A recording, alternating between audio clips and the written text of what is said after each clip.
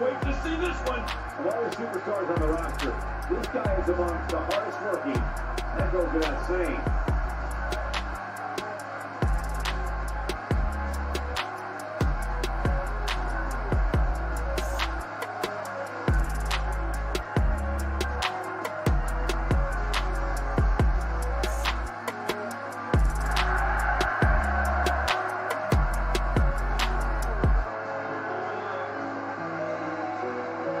Definitely shout out to Don Chaos. We know you got our back, and we got your back too, man. Denver, Colorado all day, brother. We're definitely going to hook up with you. Much love to Carnival Spirits for putting us on as well on this YouTube, man. Shout out to you, Don Chaos, for, what is this episode, like 126 or something like that? Yes, sir. You've been putting in work, bro. Respect. Y'all doing some shit for the community, and the fam out there appreciate it. So just keep doing what y'all doing, you know what I mean? Congrats to Don Chaos for 1,000 subscribers. Whoop, whoop. Keep it going, man. Congratulations, Don Chaos. Yes, keep it going, man. Good luck to you, fucking Don Chaos. And fucking hell yeah on your 1,000 fucking followers. You know who it is. It's Ouija Mac, bitch. Shout out to Carnival Spirits. And fucking shout out to Don Chaos one time. You know what's going on. This is my brother. Everyone, Don Chaos and Brother Lynch Hung here. Yeah, and Carnival Spirits. What's up, man? Don Chaos. What's up? It's your boy Brother Lynch Hung. We out here tonight. Let's go. Fuego Flames and my nigga Don Chaos. What's going on, B? It's my brother right here. My boy. Excuse the left. Excuse the left. Yo, what up, y'all? This is Don Chaos, and I'm with a very legendary man. Go ahead and introduce yourself. Hey, Sean. Yeah, we at the gathering, y'all.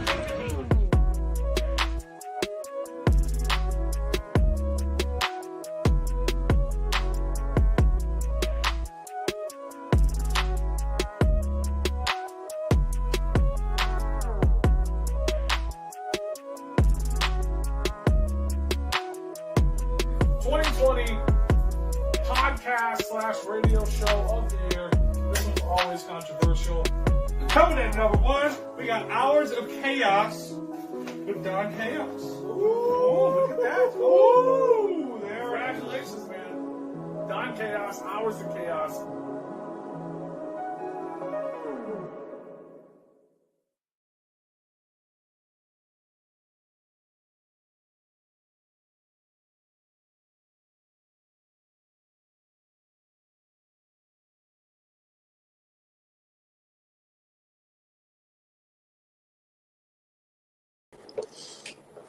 Yo, yo, yo, yo. What is good, everyone? Y'all already know who this is.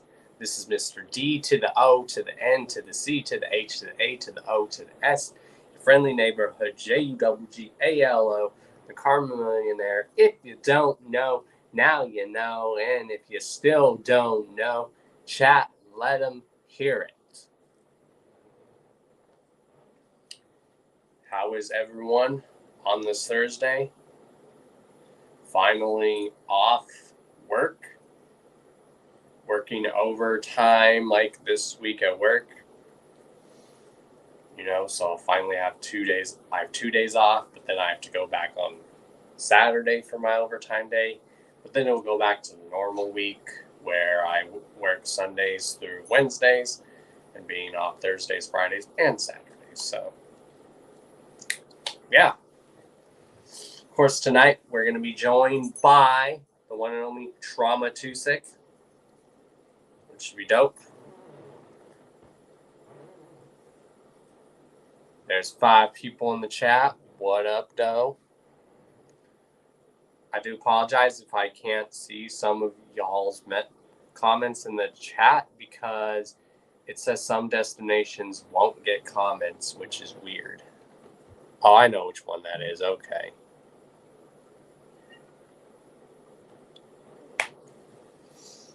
But yeah, we got quite a few topics to discuss, quite a lot going on. You should know the Hours of Chaos podcast is always live on Thursdays, 8 p.m. Eastern Standard Time. Of course, I'm joined by my co-host, the one and only Miss Rosie. Rosie. She has her own seat.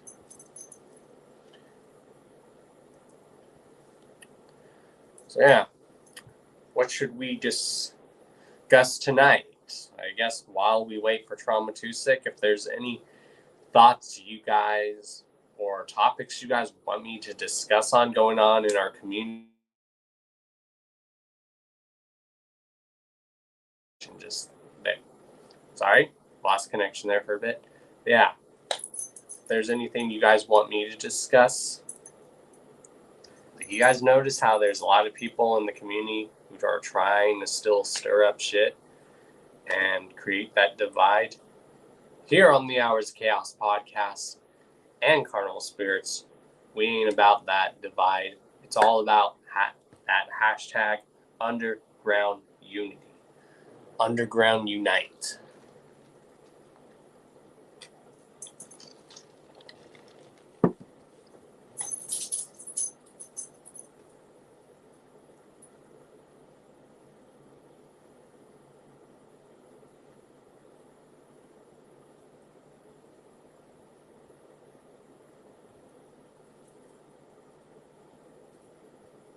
So yeah, I'm going to go ahead and send the link to our guest so then when he's ready, he can jump on. So let me send him the link.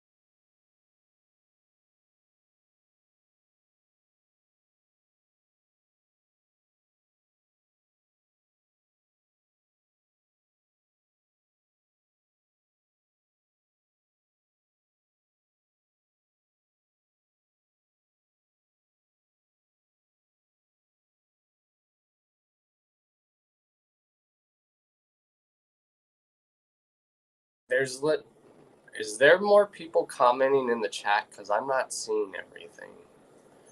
Hold on, y'all.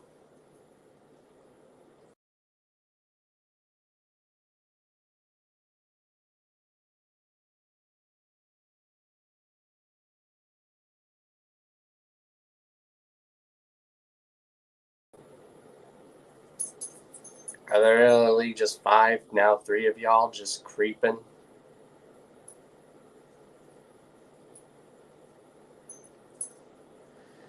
Yeah, anywho, of course, tonight, midnight, is when the new Halloween comes out.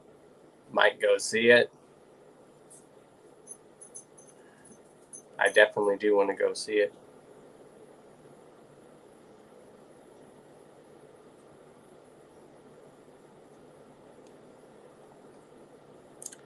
There's definitely quite a lot of new music coming out, so let's touch on some topics while we wait for our guest. So, first topic and very fresh news for y'all is Ouija Mac and Ricky Hill are dropping a collaborative mixtape together titled Problem Children. Pre-orders are up right now, so go get yourself a copy. I like how Ouija Mac is doing more collab mixtapes like what he's been doing, like album mixtapes with artists. I really love that. You know, he did that mixtape collab project with Star Fox LaFleur. He did We Never Forgot with Baby E, and now he's doing this collab mixtape, which would be really dope. I love that album art. I love that cover artwork. I love that shit.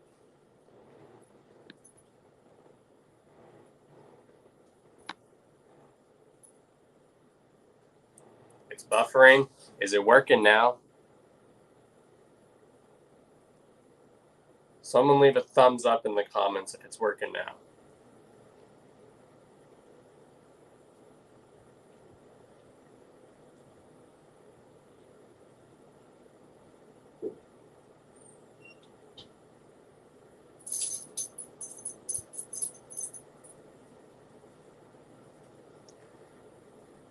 So yeah, definitely excited for that. Oh, once again, Ouija Mac is always on that hustle and that grind, constantly doing something. And yeah, who would you guys like to see Ouija Mac do another collab project with?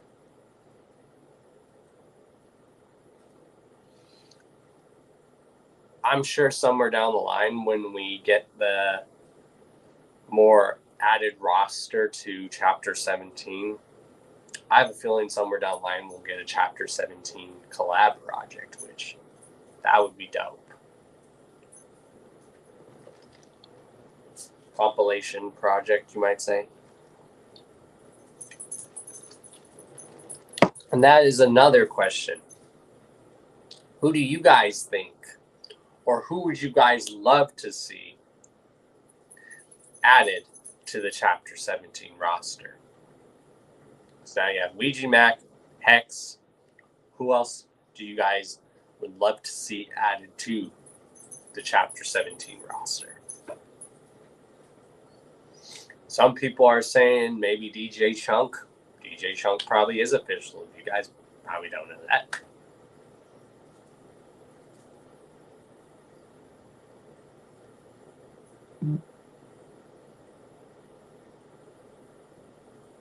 Sweet. Lady Chaos, your mom? Probably my mom. Probably even me. Probably even Terry. Probably Terry and Gary. Damn it, Terry.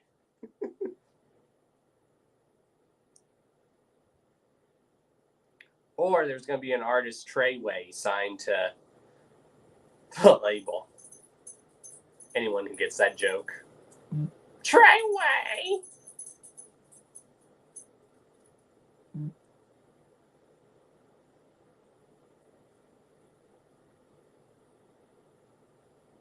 What, Terry? All right, y'all. Our guest is waiting in the green room right now, so let's go ahead and bring our guest on. So, ladies and gentlemen, please welcome for the first time on the Hours of Chaos podcast. Please welcome. Whoops. What the heck?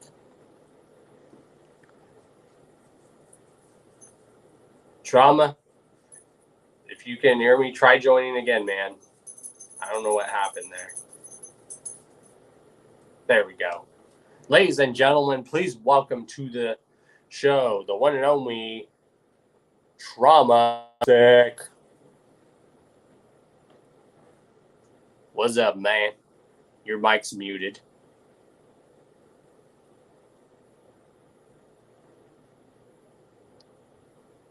Check 1, check 2. Let me refresh my stuff.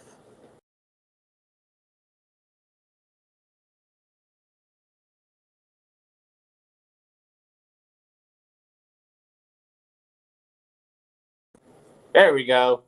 Can you hear me? Nah? Let me see. Try closing. Yeah, try closing out and then opening back up. I don't know what's going on.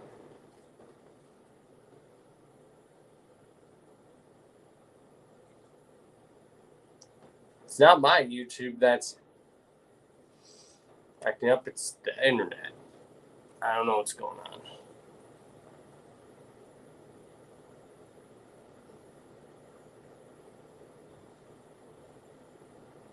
But yeah, Trump 26, if you can hear me, try closing out and then opening back up. Sometimes that helps.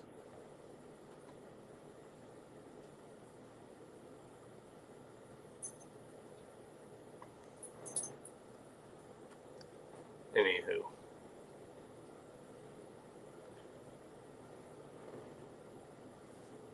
Yeah, Trauma 26 is fire. Straight fire.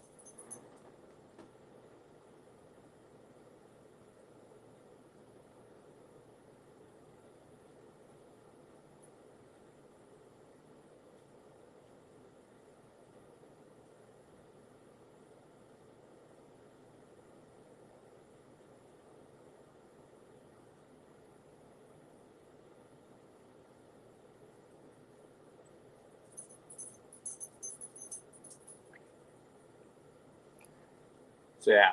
We're going to wait for him to join back up. Usually I notice when you close out and open back up, it usually starts working.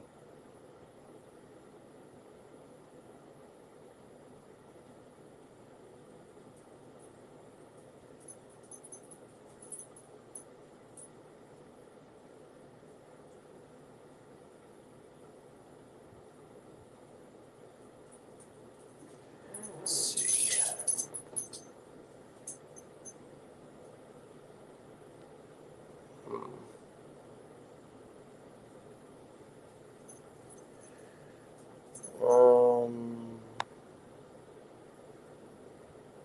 What is going on here? There we go. What up?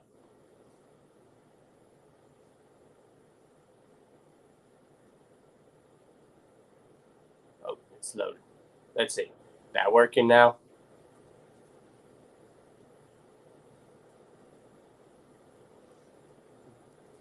Oh, still no sound. Let me try refreshing. What is going on here?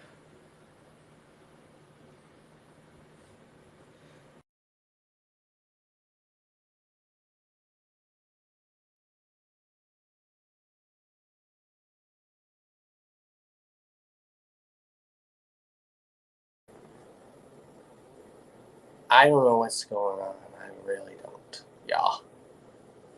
I don't know what's going on. I really don't.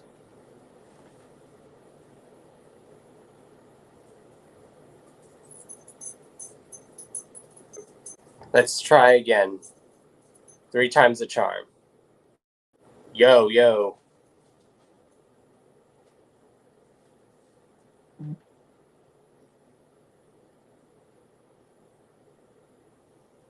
Check, check.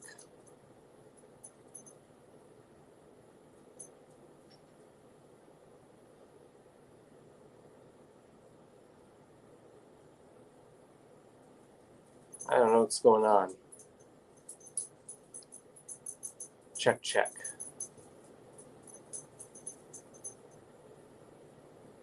Let's see. I don't know what's going on. At Dawn Chaos, I posted that Facebook that let me write and two of the best songs on Dr. Dre's The Chronic. Yeah, it is. Can't hear anything? Try putting in headphones or something. Headphones might work.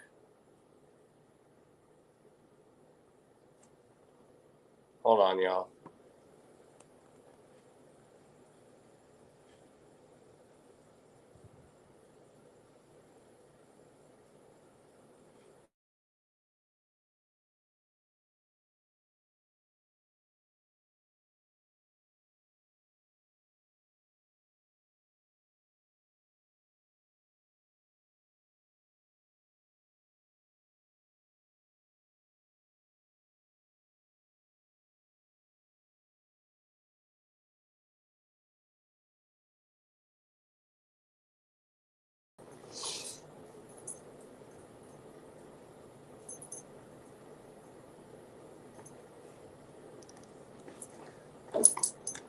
You can hear me now? That's weird. Don't know why the sound was off for a bit. I don't know what's going on. I'm near my internet router. I don't know what's going on.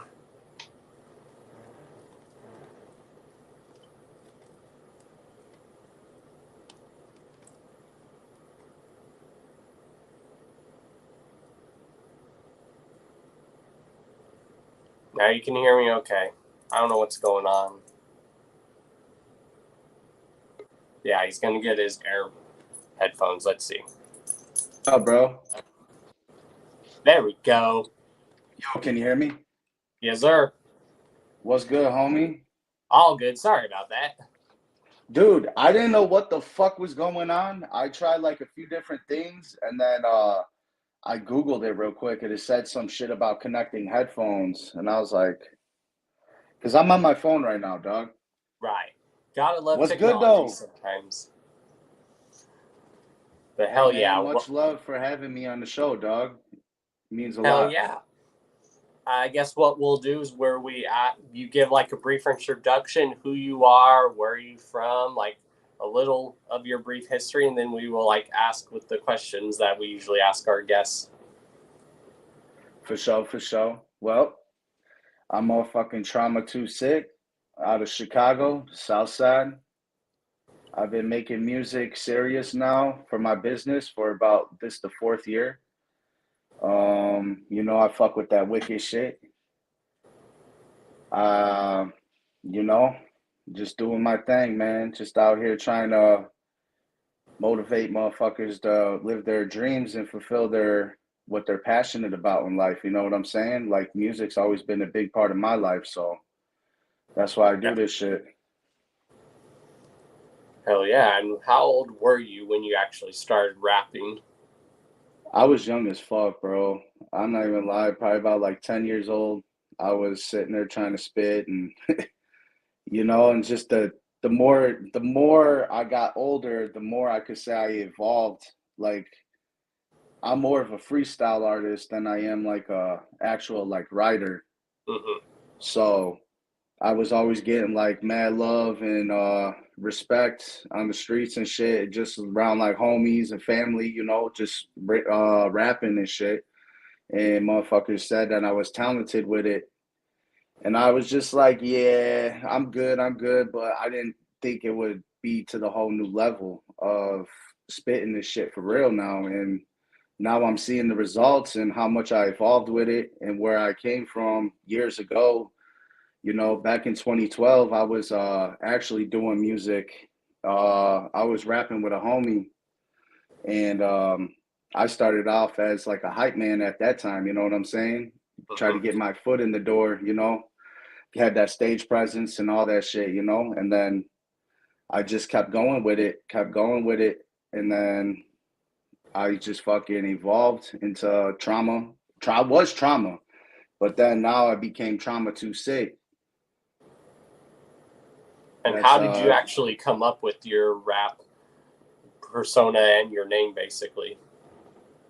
To be honest with you, bro, I was always influenced into like horror shit. Like I love watching horror movies. I grew up listening to a lot of old school like horrorcore artists and that wicked shit. You know what I'm saying? Shit, I could say I've been representing and been down with the Juggalo fucking community for a quarter of a century, bro. 25 fucking years. Got the hatchet right there. Hell yeah, and I know the Juggalo scene is really big there in Chicago and the state of Illinois. Oh yeah, bro. And you know, it's all family thing, bro. You know, we got to support each other and we got to uplift each other for better results in life because you know how this shit goes, bro. Exactly, and that's what this show's about, hence why we always use the hashtag underground unity. Oh yeah. But yeah, man, fucking the name Trauma Too Sick, you know, I've always been trauma. I've been traumatized since a fucking kid, you know what I'm saying? All the shit I had to see on the streets or losing fucking somebody close to you dead on the streets. You know how this shit goes, bro. I always had that fucking trauma, dog. And you know what? I've just been through a lot in my life and it kind of pushed me to that point where I told myself I wanted to start making music and start really doing this shit serious. And you got to get to a point in your life where you go through some traumatizing events. And you know what I'm saying? Like the name came just how it is, bro. You don't see too many motherfucking traumas out there. I'm the only trauma, you know, Trauma Too Sick, as a matter of fact. So I do have an original ass name, and I've been keeping this shit motherfucking fresh for a long time, representing Trauma and Too Sick. You know what I'm saying? It could be two different people. I don't know. Exactly. It's like a light and a dark side, basically. You know exactly what I'm talking about, bro. Oh, everyone has one. Yeah. And how's your day going, though, man? It's I really good. do appreciate the fucking invite on the show, man. Sorry I was a little bit late, man. We was running on trauma time. all good. But yeah, that's one thing I've always loved about doing this show is I love promoting people that I like. I always like have my ear, and when I see someone that deserves to like that props and recognition, I like to get them on the show, and I like to help them get their word out there more. And I've seen what you do. Like I actually saw you perform with Ouija at the Death by Denver shows, and when I seen your set, I'm like, dude, this guy is going places.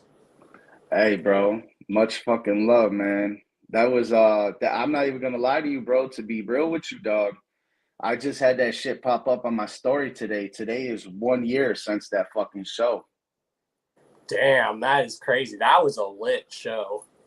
I hope you liked it, man. You know, I drove all the way out to Chicago, you know, to support for the fucking fan because, you know, I do have a big fan base out in Colorado. And, you know, shout out to my motherfucking brother, my producer, Also Wants Some Other. He's fucking in Colorado right now.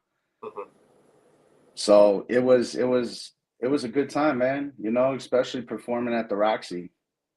Oh yeah, for anyone who's never been to the Roxy, y'all need to. It's like the pinnacle of like when it comes to like this underground horrorcore juggalo scene that we love. Oh yeah, oh yeah. And was that Much your first fucking time love. ever performing in Denver? Or have you played in Denver before? That is my first time actually performing in Denver. Yes.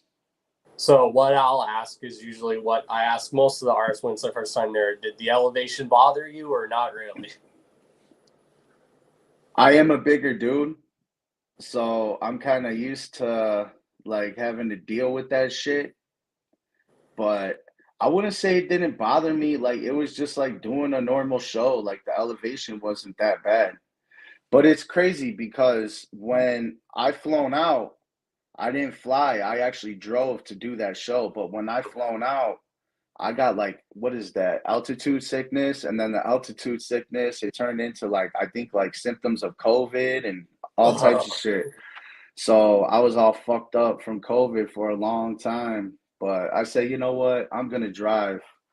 Enjoyed that shit. I went there. I did my thing on stage. I killed it. But I understand what you're saying about like that elevation sickness or like feeling it. I mean, I felt it, but I did not let it stop me from performing. Yeah, because I've had artists that I know when they come and they're like, gosh, I've been coming here for years and I still can't get used to the elevation. They're like, how do you do it, Don? I'm like, I was born here. I'm used to it. Oh yeah. And I'm not even gonna lie. I think the day before I did that show, I took my ass and I walked I think I was in Littleton. I was staying in Littleton at the time, and I walked around the fucking lake over there in the mountains by Columbine. Oh yeah. And I was just trying to see, you know, get my heart pumping and see like what the elevation was really about and shit, you know, because it's something I never dealt with before. But after I did that, I kind of told myself like, okay, I got this. Like, you know, I didn't want to go on stage and fucking not be able to finish my set because I was shortness of breath or like couldn't handle it. You know what I'm saying? But other than that, like I think I had like a 20-minute set and I killed that shit. Oh yeah. You definitely killed it. I was in the front row, like getting live.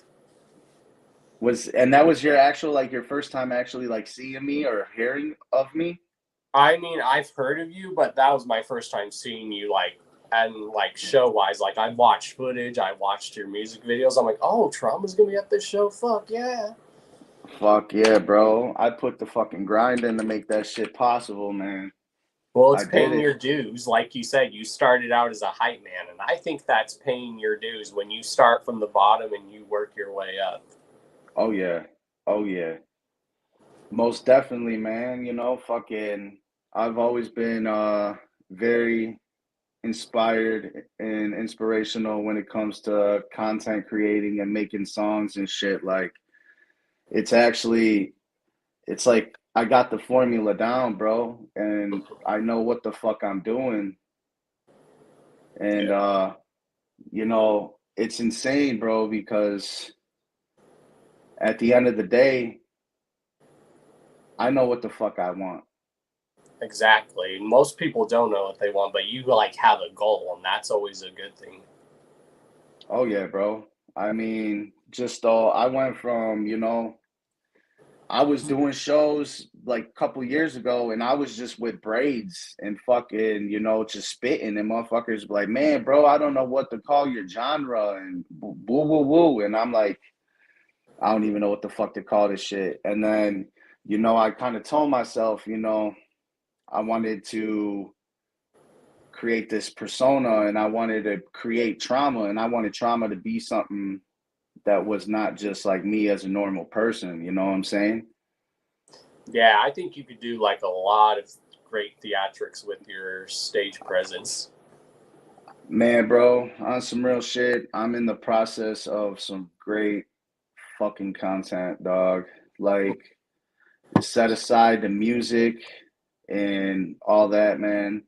I am actually writing my own movie, and I am going to be making shorts that's going to build up into the movie and the storyline of the trauma and the traumacide experience. Like, I got some shit in the fucking works, bro. Like, on some real shit, bro. I've always been big on horror, and I feel lately we've been lacking motherfucking serial killers like Jason, Michael Myers, and Freddy Krueger. That shit's all played the fuck out, dog. We need somebody else to step up to the fucking table and give us something that's very exciting and fucking some real horror shit because I'm sick of fucking seeing the same shit over and over and over and over, dog. Exactly. Or I've been telling people if you want to watch horror, just watch a movie that's based on a real serial killer. That's a real life horror story. Oh yeah. Which, speaking of that, did you watch that Dahmer series? To be honest with you, bro, I haven't had no time to watch no TV, dog. I've been hearing about it. Like I actually, it's pretty funny. The Dahmer shit's like it's viral right now. And me and my homie Blake, my shout out Blake B, he's the one that be shooting my music videos. Appreciate the fuck out of him, man. We be collabing on some music and shit together, you know what I'm saying? He's like a way different genre from me, but we still fucking kill it, man. I don't know if you ever heard my song Head Split, but that was Blake that was on it with me. If you ever seen the video. And we just actually came up with a dope ass song, and it's an unreleased right now. I just been, letting my motherfucking songs build up. I'm about to drop some fucking fire on everybody. Bloody Bodies was just a sneak peek, you know what I'm saying? I'm working on underground mixtape and shit, so it's gonna be produced by Also On Some Mother. Well, I love when artists like of two different genres can come together and make music. Like recently, like my homie Chuckles, he usually does do that horror wicked shit, but then he did a track with Dosha, who usually does like just straight rap or conscious shit. So that was the first time my homie Dosha got to rap about like some murder type shit, and he murdered it like crazy. Yeah. That's the same. Shout out Chuckles, man. I know Chuckles. I don't think I know Doja though. Yeah, Doja's on Grim Reality Entertainment. He's like a conscious rapper. He's really cool. Okay. Much love to homie too. But yeah, that's what Blake kind of did. He kind of stepped out of his like his genre, I guess you could say, and he was getting some trauma influences and spitting some wicked shit, inside of it. We both from Chicago, so there's wicked shit happening all day over here, bro. Oh yeah, there's like a lot of dark like rap that comes out of Chicago. Like a lot of people can even say, especially Twista, he was always on that dark shit, especially back in the early days. Oh yeah. Fuck yeah, bro. Other than that, man, I got a lot of dope ass shit coming up. Halloween is a big fucking time for me, bro. Like just with my music and everything, man. Like I just I don't know if you checked out the new video, Bloody Bodies. Not yet, but I will definitely peep it. You most definitely gotta peep that, or later on play that shit for motherfuckers viewing this shit, man. Fucking it's doing really good right now, man. It's doing really good. Like it made Fago lovers, like the fucking views are just going up. And I've been promoting the fuck out of it. Like I just been sharing the fuck out of it. and I've been just trying to get my motherfucking name out there, bro. And slowly, I ain't even gonna lie to you, dog. This shit's working, bro. And I'm fucking thankful and honored for everybody that's been fucking riding with Traumatized Minds and your boy Trauma Too Sick, you know? Oh yeah, if you definitely need promo, I got you covered, bro. I'll be one of your promo people. Hey man, I appreciate the fuck out of that promotion, manipulating the motherfucking platforms and all that. That's the way to go, man. And you know, I ain't even gonna lie to you, dude. I ain't got a team like that. It's just solo dolo, man. Like for real. Like I got producers and I got a little bit of family that fuck with me and shit. But like I'm out here like really putting in the footwork, man, meeting motherfucking strangers off the streets or just at shows, networking, like putting my name out there, letting these motherfuckers know who the fuck I am. That's what I do too. I like network a lot, and I learned a lot like that from like Scum. He's like, yes, us artists play our part. He's like, but it's you guys, like the podcasters and the people that allow us to come on and interview us, that play your role too. Oh yeah, oh yeah. I'm honored to be on your podcast, your show, man. Like it means a lot to me, man. You know, like I really don't be doing shit like this. This is like opening a whole new world to me. Mm-hmm. So yeah, some of the questions we'll ask is like, what if you can remember what was like the first like song that like grasped your attention, like music wise, if you can remember what it was, or what was like the music you heard a lot growing up before you discovered your own music. Growing up, I ain't gonna lie to you, man. I was into a lot of hip hop at that time, and I was listening to like Cypress Hill. Hell yeah. Fucking little bit of Ghetto Boys and Beastie Boys and shit. And then, you know, by the time I hit 8 or 9, I fucking discovered the Clowns, man, Insane Clown Posse, and it kind of changed my whole fucking perspective, man. Like it fucking hit home, man. You know what I'm saying? Like I felt home listening What to was their the first music. song you heard? My first song I've ever heard was probably, I'd say, I was listening to Beverly Kills, bro. That's a classic EP. I was listening to fucking Beverly Kills, and I was listening to fucking In the Ha. That was my shit. Hell yeah. And other than that, like, you know, like the whole Riddle Box, like that whole album was fucking fire. It was great.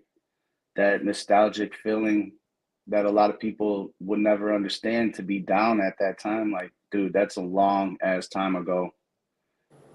And yeah, like, just like, it was more than just their image. It was their story and what they were giving out, you know, about turning the crank and choosing where your motherfucking destination is going to be.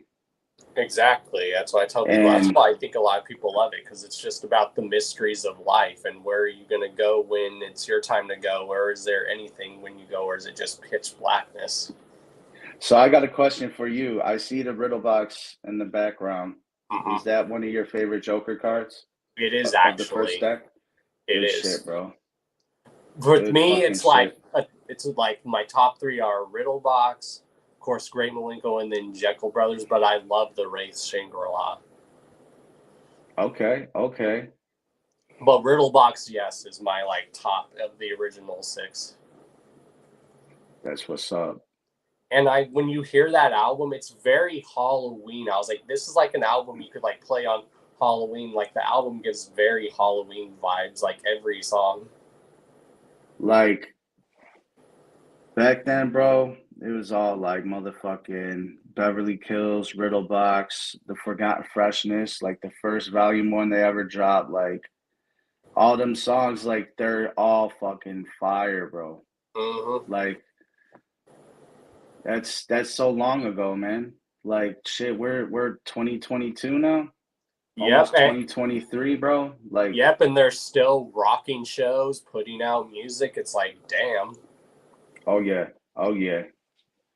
I was actually at the fucking gathering doing my thing, man. You know, I was showing mad love and support to all the homies and all the artists, and then just I actually invested in some of my own personal money to let everybody get a chance to perform 20 to 30 minutes on the reject stage with my homie MC Hor and Willie Bubba. We motherfucking came together and we actually made some motherfucking moves for the underground and all the artists in the underground and try to give them a chance in the stage and sound quality. You know, like it might not have been as good as main stage or nightmare stage, but it was there. You know, like we had motherfuckers watching us. We were making noise. Like we got told to get turned down a few times, but it was a great fucking time and experience, man. And I actually got to say that I did that. You know what I'm saying? Not a lot of people in the underground are out here trying to look out, not for only themselves, but for everybody else. You know what I'm saying? Like to give them a chance. You know what I'm saying? Like I feel like we all should come up together. That you're not should just single one motherfucker out and be like, oh, well, this motherfucker's gonna go to the top. Fuck that person right there. Oh, this person fucks with that person, so I ain't gonna fuck with, you know, fuck all that bullshit, bro. Exactly. We all like on some real shit, we're all in this together, bro. Like Exactly. I'd if you say, can't, go ahead. Oh, I was like, there's nothing wrong with a little bit of friendly competition. That's fine. Yeah. But you know, friendly competition's always good because you just boost that person to do better the next time. You know what I'm saying? Exactly. It's always about uplifting each other, but motherfuckers got this game so twisted and they got their heads so fucking far up their fucking ass that they think that they shit don't stink. Like you gotta start respecting motherfuckers out here because you don't know what that motherfucker's doing behind the motherfucking closed doors when they're putting in the footwork too. Exactly. Like that's why I'm known as like the Karma Millionaire in the community, because I like to give back and help people out, and I never ask for anything else in return. Oh yeah, oh yeah. So you got any shows that you're gonna be hosting or any exciting shows coming up for Halloween that you're gonna be attending yourself? Not that I'm aware of, but I am like gonna try putting together like an annual event that I want to do every year. It's gonna be called Karma Fest, and what it is, it's like I'll like have artists or groups come, and it will always every year will be like for a charity. Like maybe one year we'll go to homelessness, maybe one year we'll go disabled veterans. It will just be like spreading that good karma. So if you want to come and perform for a good cause, I'll definitely let you know. Oh yeah, bro. That's another thing, man. Like I always try to make sure, other than like doing shows, like regular shows, I always try to make sure I could do some benefit shows for somebody if they're, you know, like going through some medical issues or battling with cancer. Like, you know, I do shows for people, man. Like I always got mad love and support to people that are going through worse shit than people like us that are living normal, you know?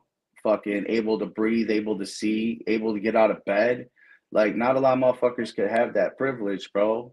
Mm-hmm. So I try to take advantage of my health and me being able to do whatever the fuck I want to do because I feel bad for the people that can't, you know what I'm saying? Mm-hmm.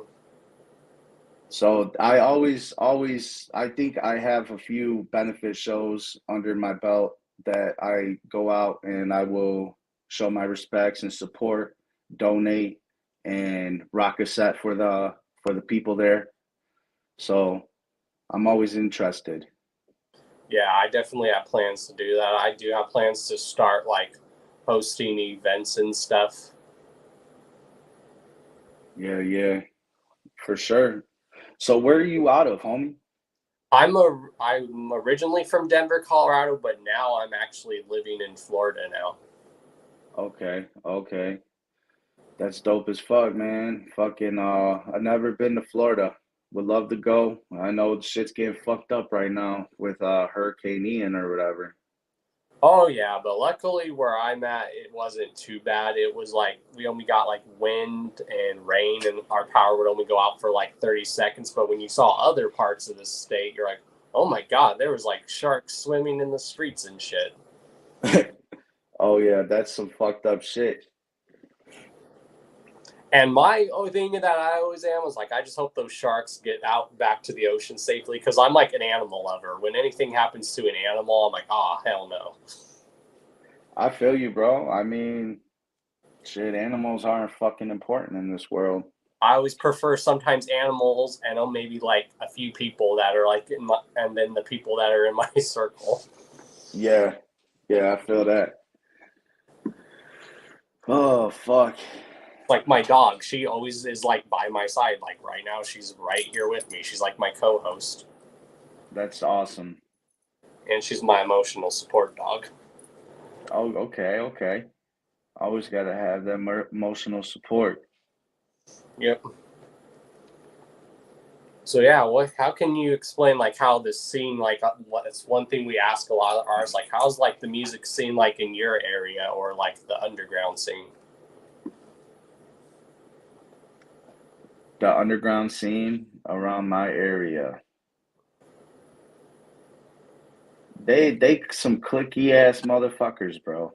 They just wanna. I'm gonna tell you some real shit, man. These motherfuckers, they dick ride each other, bro. They don't try to support anybody else unless it's that crew. You know what I'm saying? Like it's some high school shit, bro. Like we all grown here. Like this is a motherfucking business, and you know this is how I feed myself and how I motherfucking make my money. This ain't no motherfucking hobby.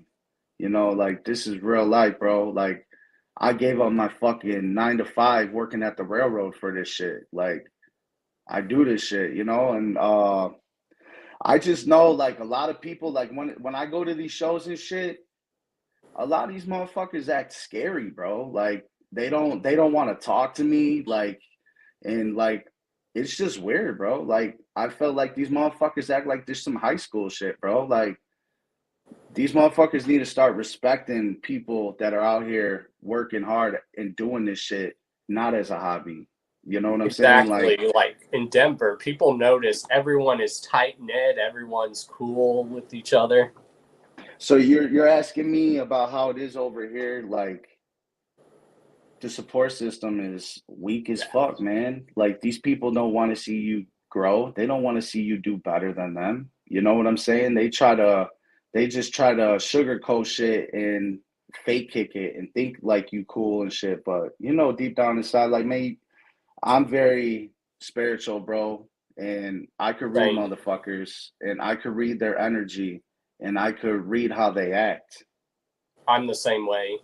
I've been around the blocks so many times, bro, and not even no street shit, bro. I just been around so many motherfucking individuals, and I know you have too, that you could tell when something is not right or if it is right. You know what I'm saying? Mm-hmm. That's why I tell And people that having like that feeling, like what's the word I'm looking for, where you can get energy and vibes from people. It's a gift, but it's also a curse too. Oh yeah, it most definitely is. But you know, I am thankful for the real ones out there because I'm not gonna lie, like doing this shit for now being my 4th year, the real ones they do come and they will support you and they will show you how dedicated and loyal they really can be. And I'm just happy and thankful that I am building the Traumatized Minds community up from the ground up. Like there wasn't shit, bro. This wasn't shit. And now like I have so many motherfuckers that got my back, that support me, that tell me how much how much I mean to them, or like, you know, hearing that, because I was that person, you know, I was very supportive to everybody. I'm very supportive to my family, to my homies, to my brothers. You know what I'm saying? Like I wanted to be the same way. Like, you know, like I'm pretty sure you would want somebody to support what you doing right now. You know what I'm saying? Like this is real life, bro. This ain't no fucking joke. Like this shit's real. Exactly. And the homie Two Boots is in the chat showing up love, saying he appreciates you for coming to that graveyard smash and performing. Much love to my boy Two Boots, man. Hell Camp yeah, Cross that's my Gang, bro. you know. Rest in peace to my brother Coon, man. Yes. Two Boots, man. You know, we did our thing, man. I had a great fucking time, bro. I was honored to be a part of that shit, bro. Until next time. And then what are some like artists that if you could like reach out and work with, who would you want to work with? Because like I think everything is possible, because I noticed even artists who look like they were unapproachable back then are actually more approachable now, which is good. Yeah. One top artist I would want to work with. Yeah. I was gonna try to work with my homeboy Skids Craven. I just got off doing a show at the WC Social Club with him. Motherfucking, he's so humble. He's a real ass motherfucker, bro. Like,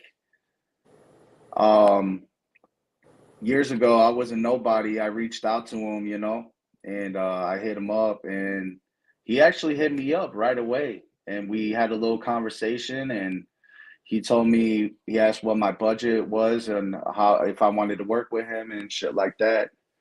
And he got back to me instantly about it. Like, he was down to work, but like on some real shit, that motherfucker was out of my budget. I couldn't afford to work with that motherfucker at that time. You know what I'm saying? Mm-hmm. But much love to Skits, man. You know, like, I had a great fucking time and a great ass show with him, man. We killed our fucking show, man. It was dope as fucking, especially it was in Chicago.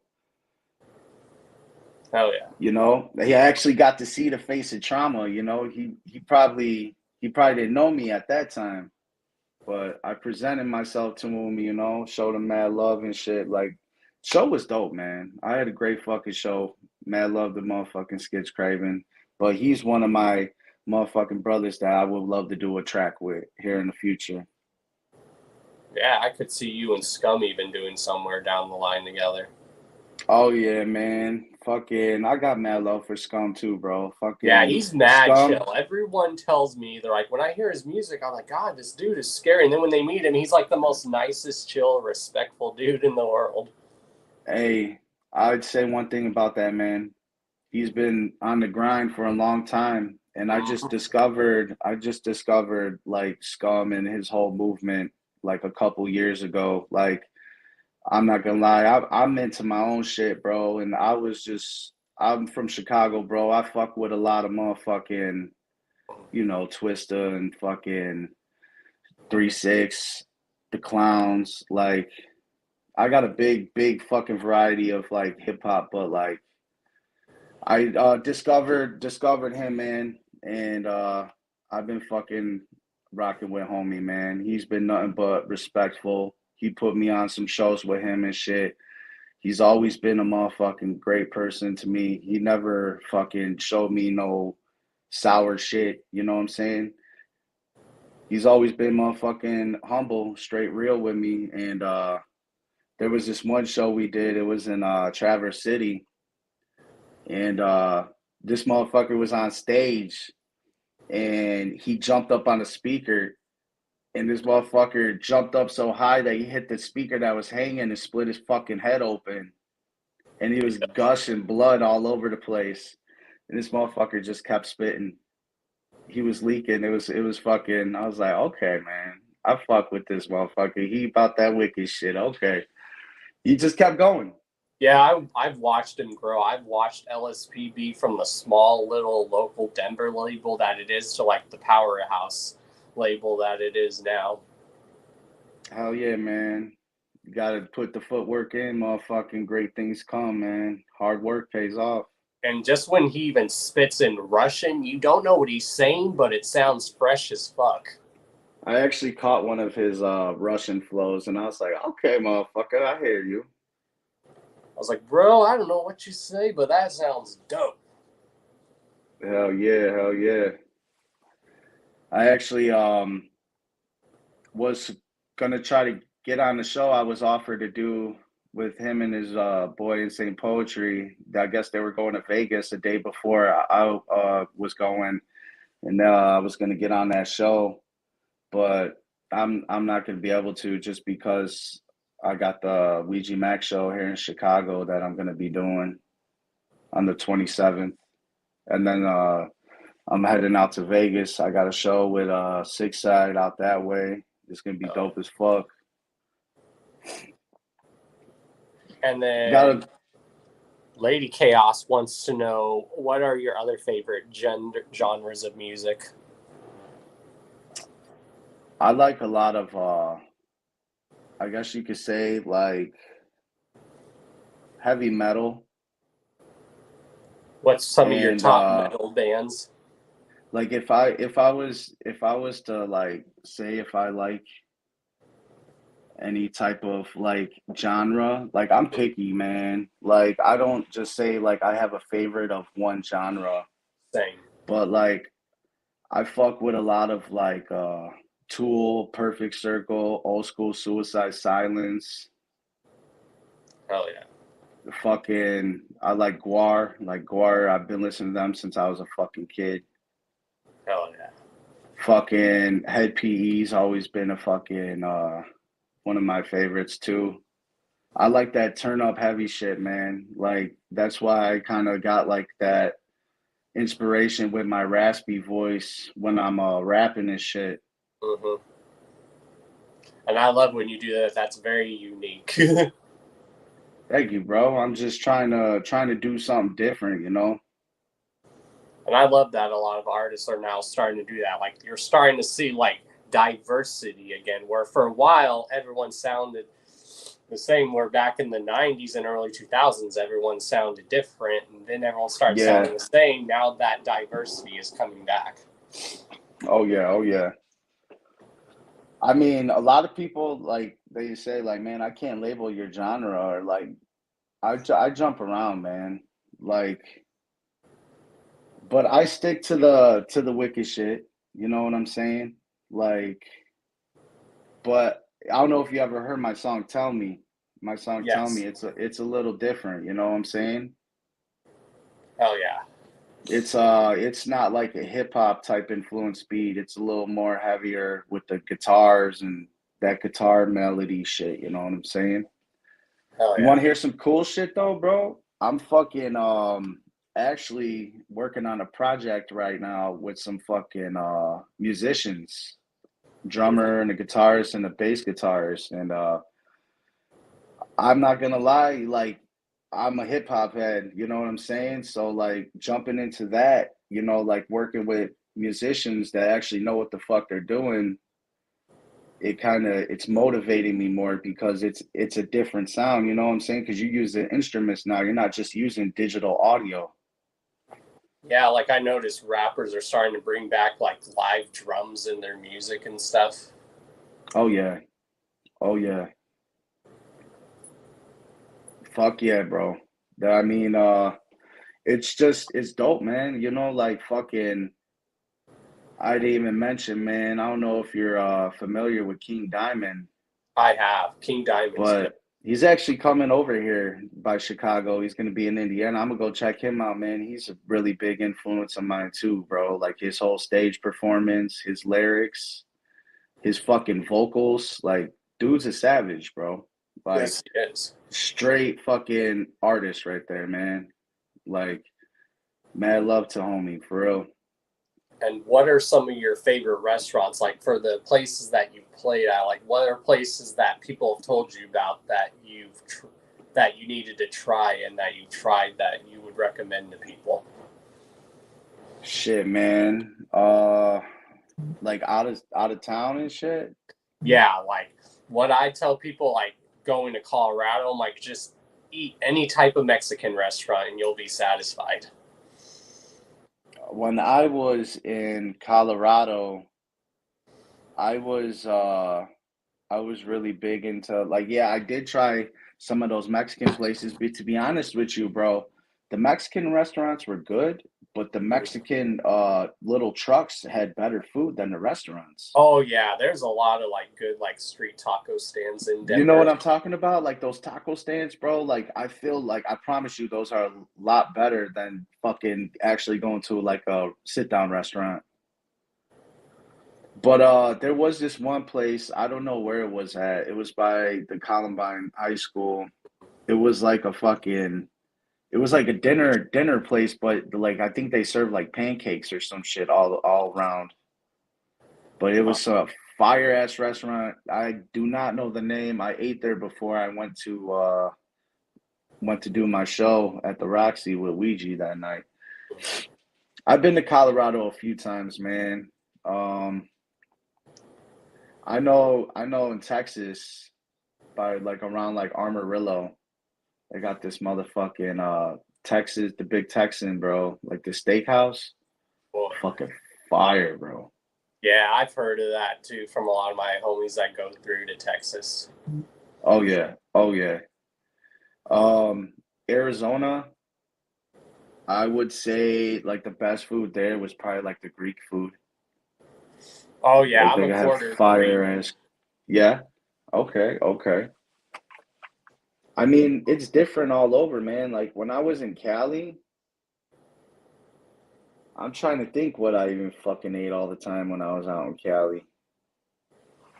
I'm trying to think like because I actually lived out there for a little bit before the COVID and shit. I think I was eating a lot of I ain't gonna say like pizza and shit, bro. I don't even know to be honest with you, bro. Like fucking, there's just so many food places, bro. It's hard to just name them. You know what I'm saying? Well, if you're ever down here in Florida, me and the missus will take you to some really good Southern food restaurants. Like there's some really good Southern food restaurants down here, like grits. When you have it actually down south, so good. Yeah. So I think when I was in Cali, I did try seafood. I tried what was that place, the Gump or whatever? It's like the fucking it's right on the bay somewhere, fucking by Santa Monica. It's they sell shrimp and all types of fucking like seafood, fucking fire. I don't know the actually name of the place, but I'm close. Something Big Gump. I don't know the fucking name of it, dog. I'm not really good with. I'm a fat kid, but I don't be. I just eat the fucking food. I don't try to like pick out names and shit. Yeah, like me, if I had to pick my top 5 favorite foods, you can do this list too. It's Greek, Mexican, Asian, and then probably Italian. That would be like 4. Okay. I'd say mine would probably be like Mexican, Italian. I eat a lot of Polish food too. I am Polish. I like my pierogies, you know what I'm saying? Hell yeah, those are good. Oh yeah, bro. Or if Certified anyone's ever fire. had those Polish sausage type sandwiches. Oh yeah. Eat that shit on rye bread. I do. There's actually a good place in like Colorado. It's called Hamburger Stand, but it's also called Wiener Schnitzel. Their Polish sandwich is so good. I don't think I've ever been there. Yeah. And then we have a question in the chat saying you're a freestyle artist, but when you do write, what is your creative process like? Like everyone has a different creative process. So what's yours? To be honest with you, I spit a whole bunch of words. I am not even gonna lie to you. I visualize the shit before I get the lyrics out. You know what I'm saying? Like it's in my head already what I'm visioning that will create the lyrics. And I'm not even lying to you on that, bro. Like I will literally hear a fucking beat and I will have a vision for that beat and then the lyrics will come out from the vision. Hell yeah. Does that make sense to you? Yeah, I love artists that do that. It's like I'm not just gonna put a beat on and be like, oh, I'm gonna spit a whole bunch of bullshit. Exactly. I That's kind actually, of what Tech does too. He says he likes to listen to the beat a few times. but that's most definitely like something that I don't know. I have a weird formula, man. Like when I hear a beat, I already see a visual in my head, like Bloody Bodies. That's a perfect fucking example. That Bloody Bodies was sampled from one of my past songs, and it kind of turned into like it turned into a hit, like you need to check that video out, man. It's one of my new videos. It came out like 6 days ago. Motherfuckers pushing. It's already at like 15K views. Hell yeah. I love artists that do that, that can create visual tracks. And that's why we all know Violent J is going to go down as one of the best storytellers, because a lot of the stuff he talks about, you visualize that shit. It's better to have a visual and your destination with your direction before you just create a whole bunch of bullshit. Like anybody could put a beat on and rap to it and write some shit, you know what I'm saying? Exactly. But if you don't have a topic and you don't have a vision behind it, then what are you doing? Exactly. Because I know for a fact. And that's why I think a lot of us have enjoyed ICP, because they can make like concept songs and stuff. Yeah. Or a song that like is about like a life moral and stuff. Oh yeah, most definitely. I already feel that, you know, like a lot of people say that they could really relate to the shit that I say, and a lot of them really fuck with. They say I do like storytelling. I guess you could say I do storytelling a little bit, but I kind of feel like I'm just trying to spit some shit to the motherfucking people on how I feel on a daily basis without this fucking mask, you know?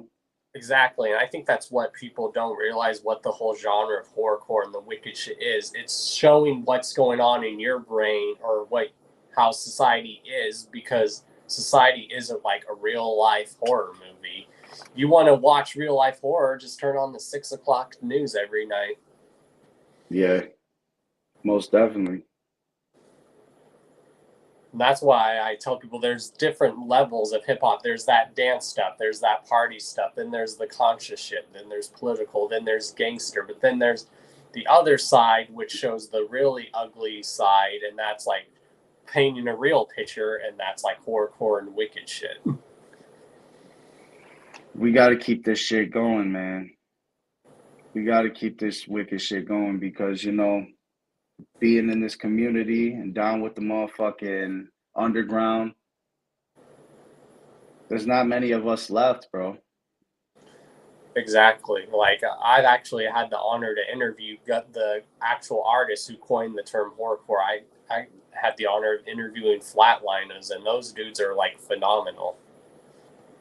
Oh yeah, bro. I'm honored to be on your fucking podcast, dog. Like, for real, man. Hell yeah. And what would probably be your top if you had like 5 like wicked shit horrorcore dark albums of all time?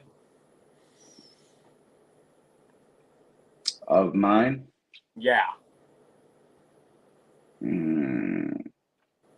I'd say like I really fucked with Hell's Pit because it was way different from the Wraith. Like, I fuck with the Wraith, bro, but Hell's Pit is a life-changing thing for me because after I received that message, I mean, I'm not gonna sit here and say I fucking follow and believe in God and all that shit, because I don't, and nobody should be judging me because of that shit, because you see I got the upside down cross. But like the wicked shit, man, like ICP really overdid themselves on Hell's Pit, bro. And yeah, that album helped me get through a lot mentally back in the day. Listen to that shit on repeat, bro. Like, for real. Like, just those times, I wish I could go back to them. Hell yeah. Like, for real. Yeah, some of my top favorite ones would be like Esham's Closed Casket, of course, Nodis, Do You Believe in God? I love Season of the Sick by Brother Lynch Hung, and then for Insane Poetry, who's also on that list, I love his album Faith in Chaos. Okay. You a fan of Evil Pimp? Yes. Evil Pimp is somebody that I most definitely want to get a collab with. Yeah, he's considered a pioneer in this shit too. Oh yeah. He's He's been putting into work, and I've been fucking with his music for a long time. I've Same actually with been fucking. talking with him about being on the show. That's dope as fuck, bro. For real. Like that man's been having my support for years, bumping his shit. He's actually a big inspiration. The Clowns, Evil Pimp, Lord Infamous, The Scarecrow, rest in peace. Yes. I fuck with Esham too. I mean, old school Esham, you know. Nodis too, you know. One of my favorite songs off Nodis is I See Dead People. Yes. One of my favorite songs. Like, I could put that shit on for people and they'll take them back, dog. Like, they'll be like, man. Oh, yeah. And what was actually your first clown show like that you went to? And do you remember it clearly, like if it was happening now? It was around Great Malenko tour. Oh, yeah. Me and my brother went, man. That was long ass time ago. That was probably one of my first clown shows. I think I was like around that time, like 10 or 11. About to be fucking 30, 34. Yeah, and them shows back then were crazy. Jay and Shaggy were like stage diving, jumping in the crowd. Bro, I was young as fuck, and the first thing I learned at a clown show is always try to help somebody up. And I was young as fuck, bro. And like, cause you would really like back in the day on some real shit, you had to be a survivor to be in the fucking crowd, dog. Like for real. Yep. Like, and juggalos, they were so cutthroat back then, dog. I swear to God, I'm not making this up. If you seen a motherfucker and he was not wet from the Fago, he would be called a dry ass bitch, and they would talk shit to that person. Oh, that's some OG juggalo shit, bro. I ain't even stunting, dog. I remember that shit too. If you was trying to like get all like in your feelings and shit because you got this wet, sweaty motherfucker rubbing up on you, and you complaining about it because you're not trying to get your clothes or your new merch all fucking wet or get paint on it, they will give you shit, bro. Like I'm telling you, like the old school juggalos is a dying breed, bro. Like fucking the new school shit, it's all different, bro. It's all different. Now, when you went to your show, did you know what you were getting into or no? When I went to that show back when I was a kid? Yeah. I didn't, but the experience and at that time it was epic, bro. It's like something that you can't relive, and not a lot of people would ever be able to understand that shit. Yeah, it's always hard to describe a clown show. I always tell people, you just got to go and experience it for yourself. There's nothing like it. Like, I've taken my mom to a clown show, and she's, like, had the best time of her life. She's like, now I see why you like them, because they put on a good live show. Hey, their stage performance is fucking amazing.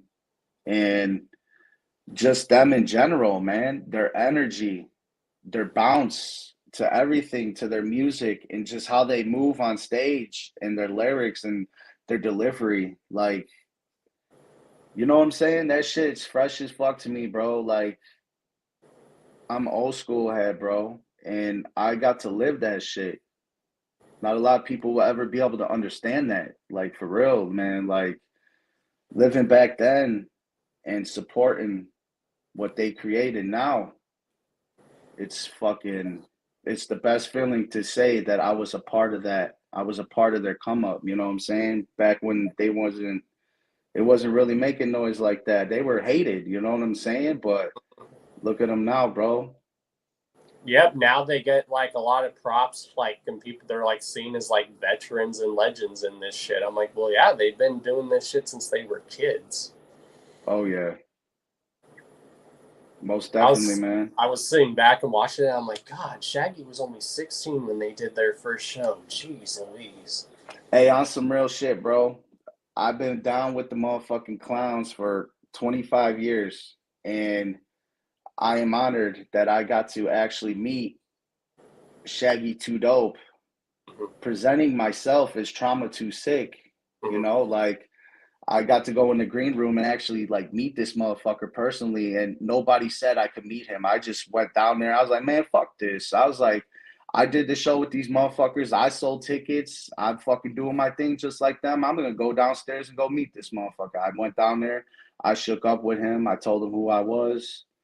Hey, bro, he was straight, cool as fuck with me, bro. He was like, man, you a big motherfucker, bro. And he did not know what to expect. You know what I'm saying? Like, just that, like, bro, I supported these motherfuckers for so long. And for me to actually go down there and meet him face to face and shake that man's hand, you know, because, man, that motherfucker's changed my life, bro. I still rep the hatchet. Yeah, and I love, it's the greatest feeling in the world. I always tell people is when the people you start to look up to start giving you props. It's the greatest feeling in the world. Oh yeah, man. You know, like just the fact be on the same stage with him, you know what I'm saying? Like that shit goes, it hits here, bro. Like I'm putting in my all the work now, interactions dog. I've had with Jay and Shaggy, mad chill. I never got to meet Jay, bro.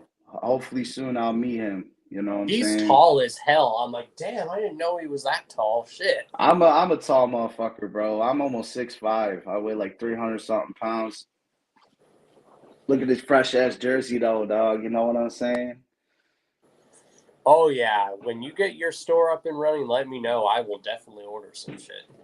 I got I custom make these myself, the jerseys and shit. But I do right now, I do have a storefront here that I do have all my merch and shit on. Hell yeah. I motherfucking I've been at it, man. I'm not gonna lie, bro.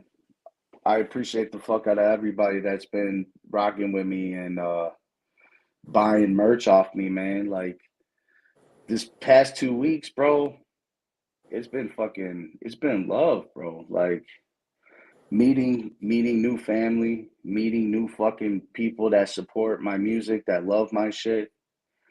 People that are dying to buy my merch, like Right, or man, when dog, people recognize you, it's the greatest feeling. Like when I go to shows, like there will be people that do that to me. They're like, "Hey, Don Chaos, I watched your show." Hell, and I'm like, "Hell yeah, hell yeah!"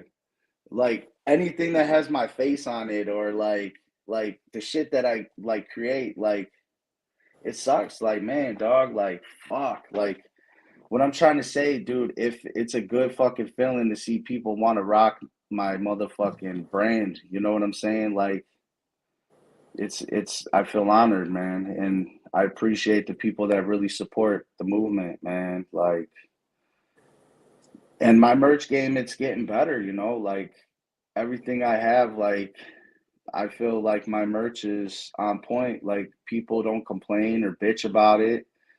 They rock the fucking shit out of it. You know what I'm saying? It's good to see that, man. You know, it's something that I'm now just getting used to because it wasn't like that a couple of years ago. You know, motherfuckers want to rock my shit now.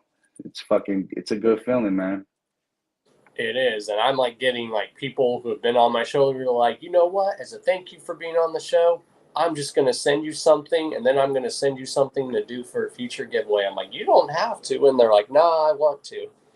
Yeah. So I just did that graveyard smash with the homie Two Boots, man, and it was a great fucking time, man. All the artists, they came out there, killed it, did their thing. I was one of the artists that was headlining that night.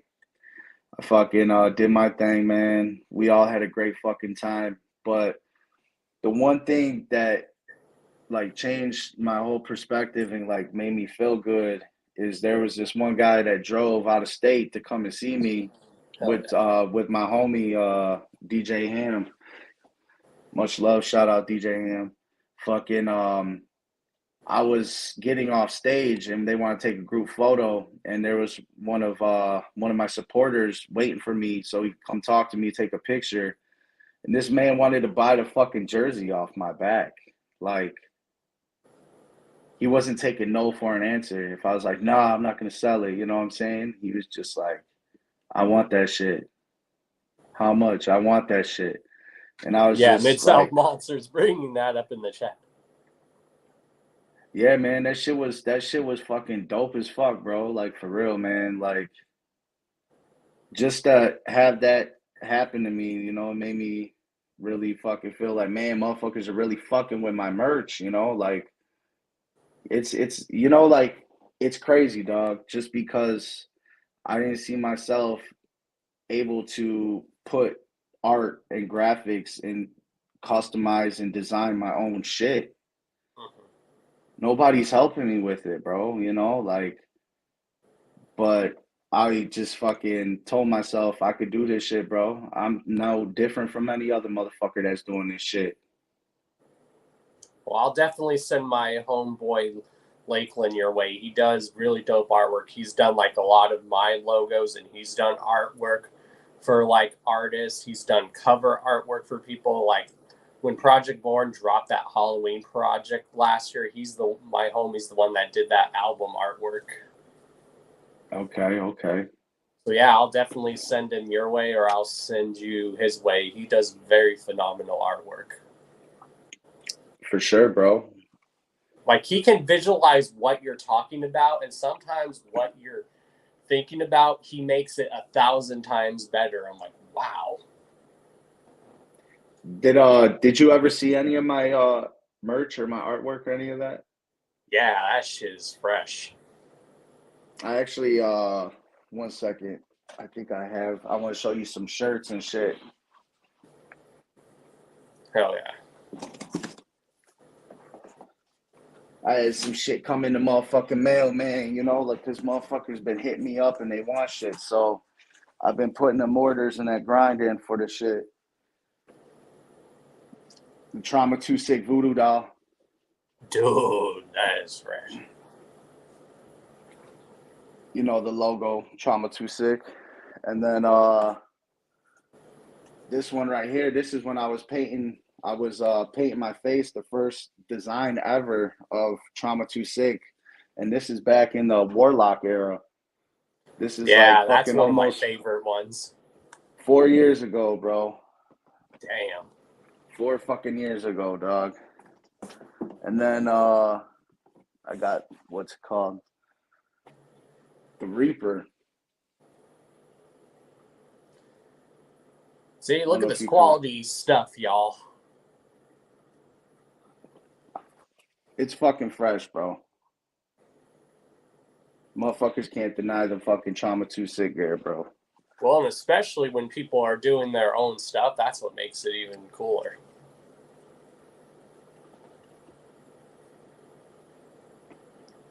Fuck yeah. There goes another one right there, bro. This one I did a little different, bro. Motherfucking people get all soft and anal, like, I don't really like the upside down cross. And, so I was like, all right, well, I'll make a shirt where I won't put it on there. You know what I'm saying? So, but I'm still, bloody holding somebody's fucking head. Hell yeah. And then, yeah, man, I've been customizing, these jerseys that you've been seeing and shit. This one right here, I just got this one in the mail. I actually just wore it to my fucking show I just did. But the detail on it's fucking sick as fuck, man. Even on the arms, like you could just see the fucking art's there, bro. That's little as fuck detailed as shit. Now, is that like a website use, or do you use a still local jersey place in your area? So I got the plug on the website, and they just look out, bro. I buy bulk orders, and I get a good price on them. So. Oh yeah. And then my fiance had a good question earlier. She says, "What are your top 5 albums that changed your life?" Top 5 albums that changed my life. That's a good one. All right. I would have to name a lot of shit, man. Fucking I would have to say it'd be like the Riddle Box, most definitely, bro. That was like the first album that like I discovered after like fucking when I was a young kid. I really fuck with a lot of the Joker cards, like the first decks, bro. I'd really have to sit here and think, man. You know, like I never really picked favorites. You know what I'm saying? Yeah, like I for my just kind of girl, her top two are like Dark Side of the Moon by Pink Floyd and Dr. Dre's The Chronic. okay.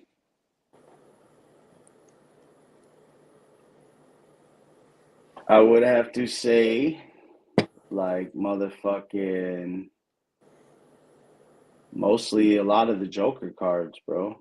Fuck yeah. Like, at that time, man, like, to be real with you, bro, like, I was in this shit for real, bro. Like, fucking breathing, living fucking Juggalo style, dog. Like, Hell yeah. I could sit here and name a lot of motherfucking ICP albums or like Dark Lotus albums and shit like that. It's just like it's hard for me to pick favorites, bro. I ain't even gonna lie to you, bro. I'm just that type of person where I can't just pick a favorite album. I listen to so much fucking music that I can't really pick favorites, dog. I hear you. Now, when people ask what's my number one Psychopathic Records album of all time, I always go with that original Tales from the Lotus Cross, the Red Cross with Mars. Hey, I fuck with that album too, bro. A lot of people probably talk shit and hate on Mars, but Mars did his fucking thing on that album, man. Yep, Especially I love on that shit. Juggalo Family, bro. Yeah, Especially on Juggalo Family. he has Hey, bars. hey, you would catch me listening to the motherfucking Mars version more than the fucking ABK version, dog. Yep. And that's just me being truthful, bro. Exactly. Now, I'm like, now, when ABK then was added as a member in, like, the album Black Rain, yes, he sounded better on there. Oh, yeah. Oh, yeah. Oh, yeah. But for me, it's that original Tales Red Cross. That's my top favorite one. Would be your top favorite? Yeah, when people ask, like, psychopathic-wise, that's, like, my top-wise. I really fucked with Opaque Brotherhood, bro.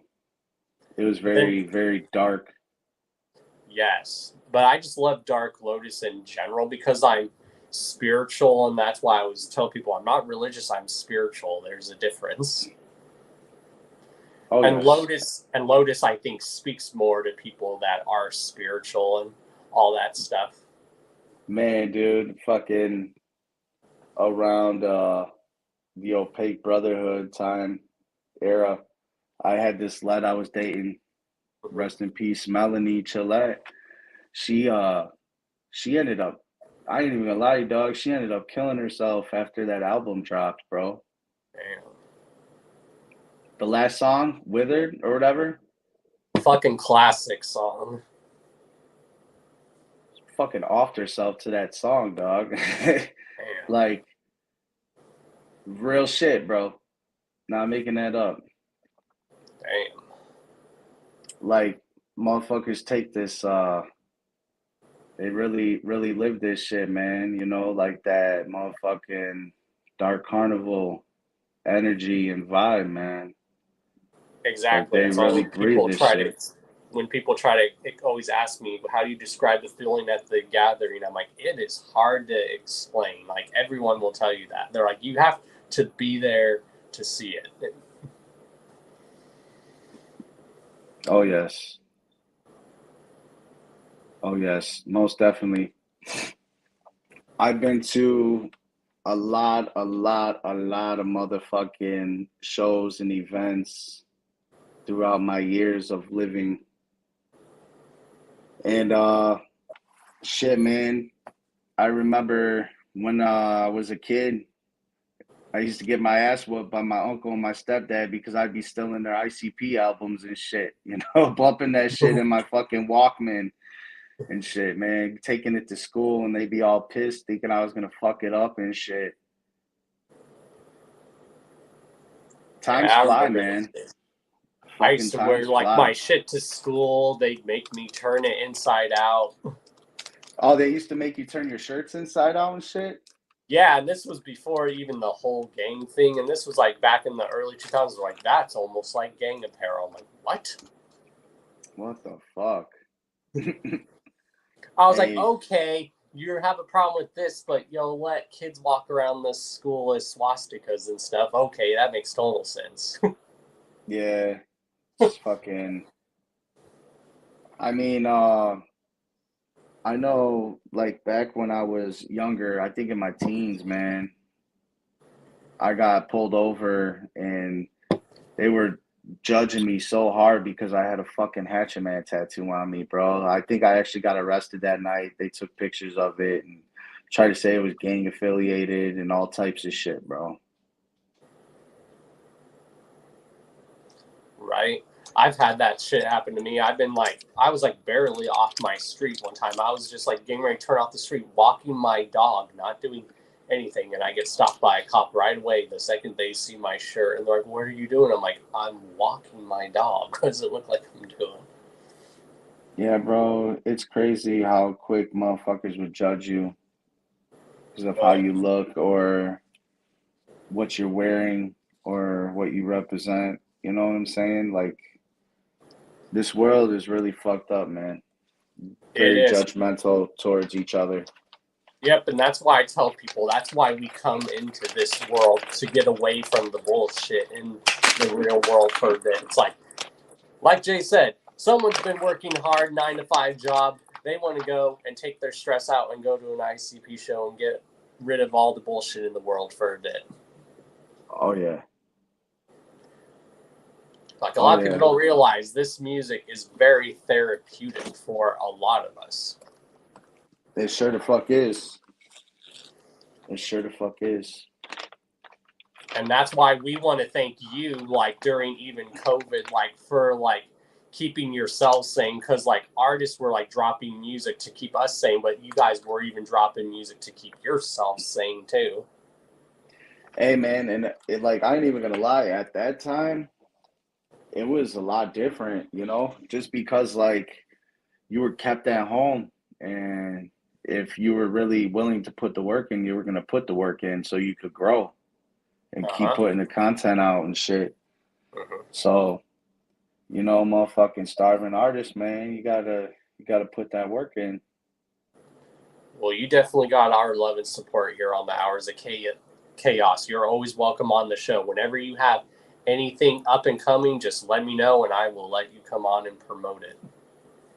Much love, bro. For real, like, on some real shit, that means a lot, man. You know, just to be able to kick in, you know, talk about trauma, what the fuck I got going on and shit, man. That's salute to you, bro, for real. And I do got a lot of shit coming up, man. You know, fucking Halloween is a great time of the year. You know, I celebrate that shit every day. The whole house Same is here. decorated. Halloween's my favorite holiday. I mean, Christmas is second, but Halloween is my top holiday. Yeah. Fucking, I don't know. I don't have no shows coming up near like Florida or Colorado, but I do have some shows coming up with Twisted Insane on the 16th. That dude's got bars. Holy shit. That motherfucker be spitting, bro. He's a chopper. Yep. And then I got some Ouija Max shows coming up. One on the 23rd. That's in Strader, Illinois. And I just got the phone call today that I'm going to be doing a meet and greet before the show at the comic shop that's next to the venue. That's pretty fucking dope, you know? So if people want to come out, meet me, check me out, see what's the fuck's good, you know what I'm saying? I'll be in the they need to bring building. back meet and greets, like back when you would do them in the stores and shit, and that shit was free. Oh, yeah, bro. I'm doing a free meet and greet. I don't want no motherfucking money from nobody, man. You know, like, I'm not on that, man. I'm just trying to, you know, show the love, man. You know, we all family in this bitch, bro. Yeah, I got to meet Tech and All the Strange Music for a free, like, in-store meet and greet where most people will pay for their VIP. I'm like, I got to do that stuff for free just at a store. Oh, yeah. crazy story. It's gonna be short though. I actually was one of the head promoters back in the day for Tech Nine on in Hell yeah. the streets of Chicago, dog. Like I had my own street team, and I promoted the fuck out of his Ever Ready album and his Killer album. Classic And albums. I actually put the grind in for this man. That I actually got to kick it with him. I got to meet him. I took a picture with this motherfucker, but the shit never got sent to me because that bitch ass promoter I was working for, he kind of did me bogus. But I actually got to meet the man, you know, and I actually got to be a part of the stage crew. Hell yeah. And I ain't even gonna lie to you, dog. I got so pissed because I was told that I was gonna get a Tech Nine shirt, and these motherfuckers never gave me a Tech Nine shirt. I took it upon myself. I said, man, fuck this. And Tech Nine's manager, Scenario, I said, fuck this Scenario. And I stole Tech Nine's Carabulu that night on stage, bro. And fucking, I drank that shit. I was juiced as fuck, bro. I swear to God, I'm not making this shit up, bro. Like, I put my motherfucking grind and my heart and soul into promoting for that man. And I kind of got done shiesty with that. It was supposed to be a dope ass meet and greet. I actually got to kick it with him a little bit in the motherfucking tour bus, eat some motherfucking beef sandwiches with him. It was him, Chris Calico, Scenario, and I think Calhoun, bro. I ain't even gonna lie to you. And it was dope as shit, bro. But I was promised a picture and I never got that picture. So I kind of got like this little, like, man, whatever. Like I just dust that shit off. But yeah, man, I got mad love for Tech, man. I did a lot for that man when he was coming up around the Wicked Wonka era with the Clowns, he's and he was mad on chill tour. too.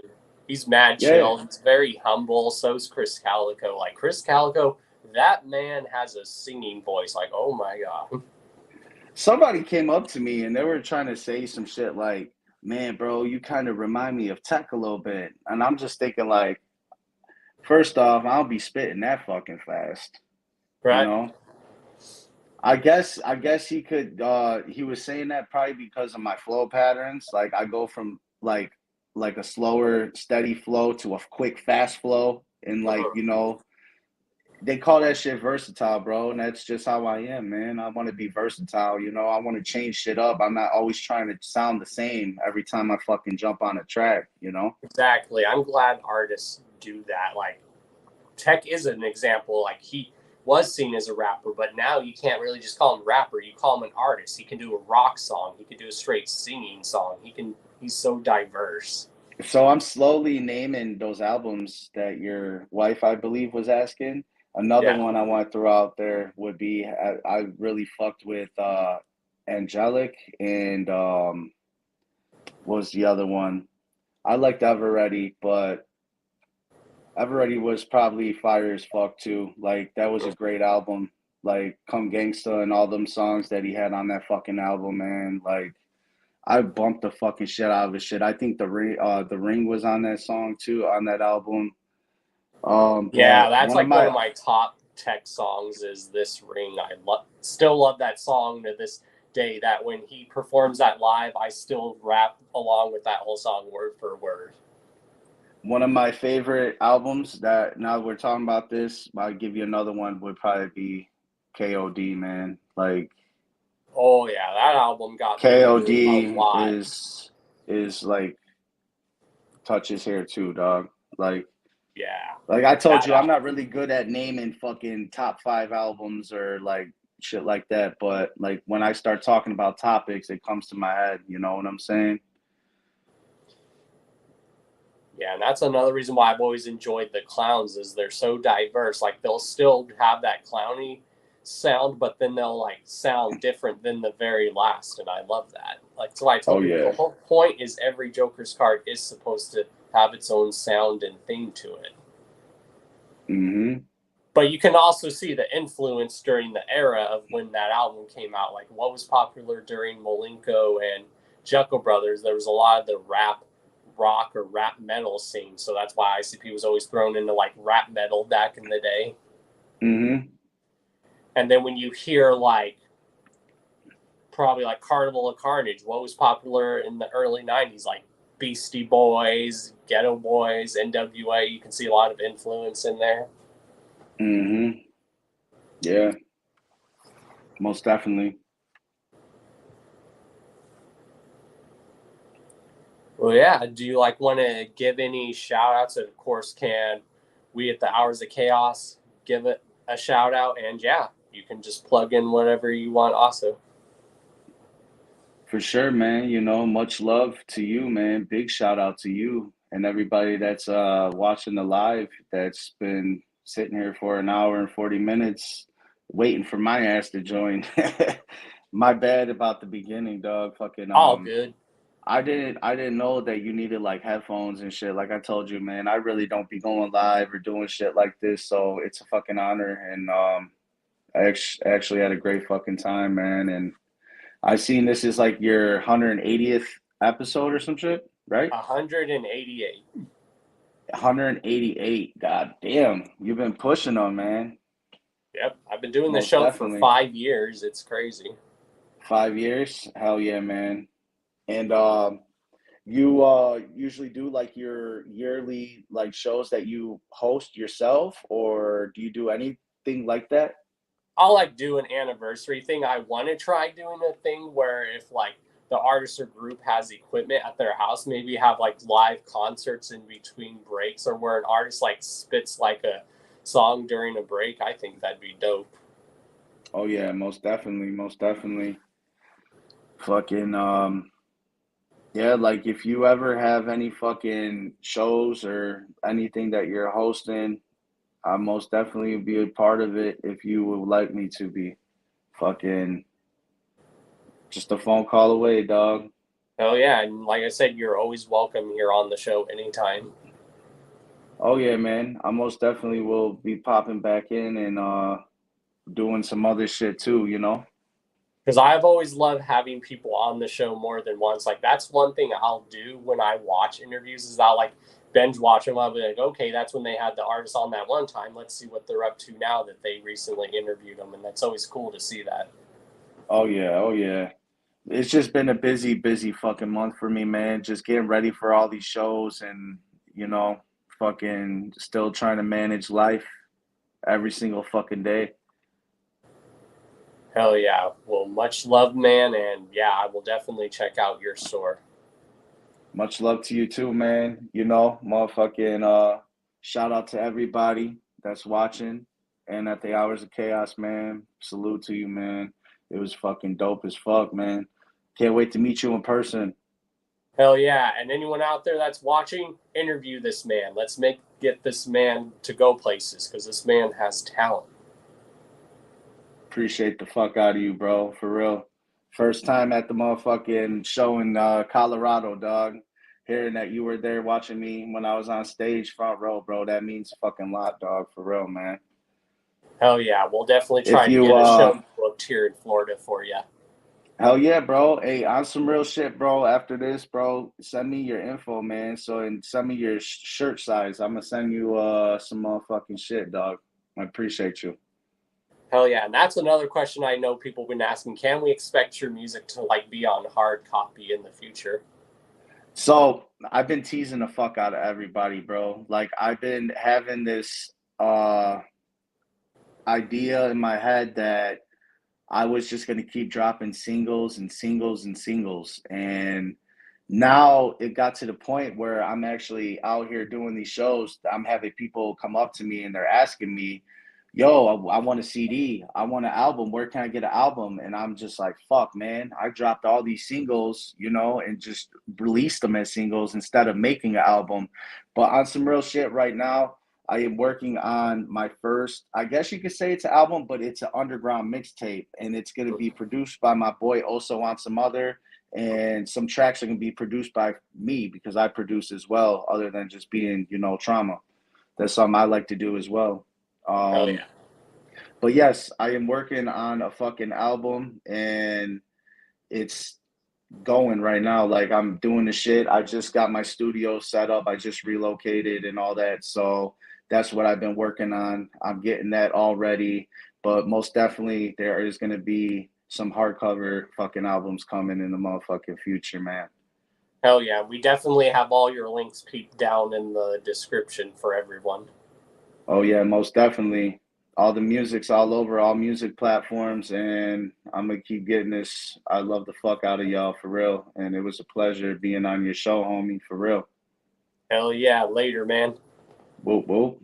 Whoop whoop. And that was Tramuma, y'all. The one and only Tramuma. Very dope. This man deserves to get more interviews and get his word out there because he's very talented. He is in this generation of like people that are going to carry this genre of the wicked shit and horrorcore that we all know and love. This man is going to help. He is a part of that generation. Him, Darby, Ouija. A lot of these people are that next generation. Donnie Menace. Cody Manson.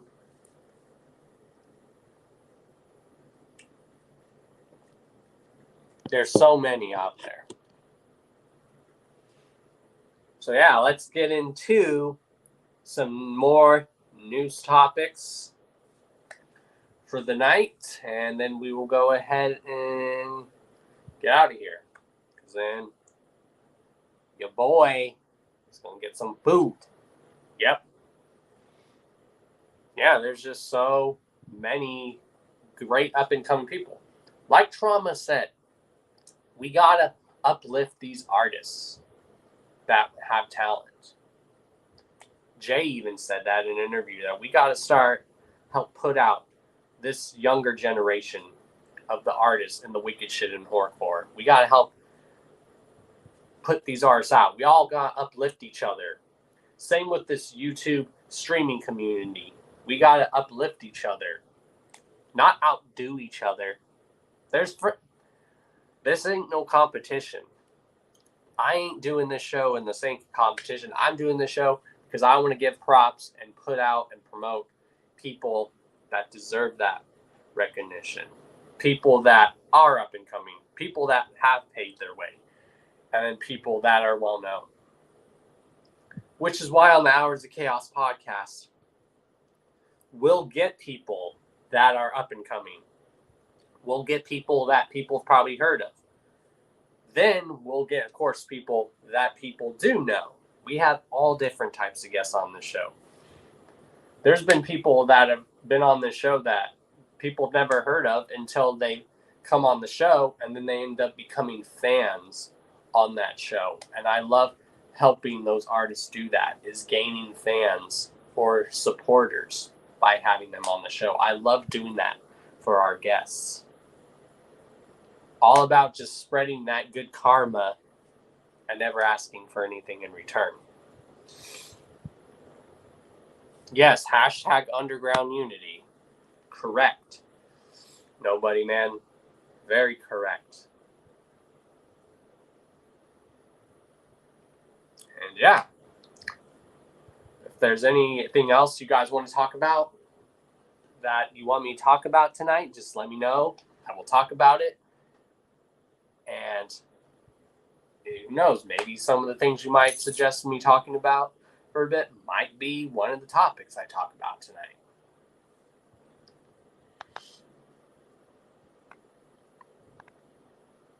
All right, let's pull up one of the first topics. Of course, yes, make sure you go to the official Carnival Spirits storefront tier where you can get yourself some Dawn Chaos Carnival Spirits swag, as well as other members of Carnival Spirits like Roxy Riddlebox and Scotty. They also have their own merch on this site, so go to Carnival Spirits Store Frontier and get yourself something. And if you do, send your boy a picture. And if you do that as well, do an unboxing on your channel, send that my way. But if you do, send a picture and I will make that into like a slideshow as a dedication to y'all, the supporters. We all be about Cult of Chaos in this bitch. Carl Spirits, Ninjas in Action. We all about unity here. Those that are still trying to get the divide going, all we got to say, just stop. Just stop right now. Just stop. You're literally beating a dead horse.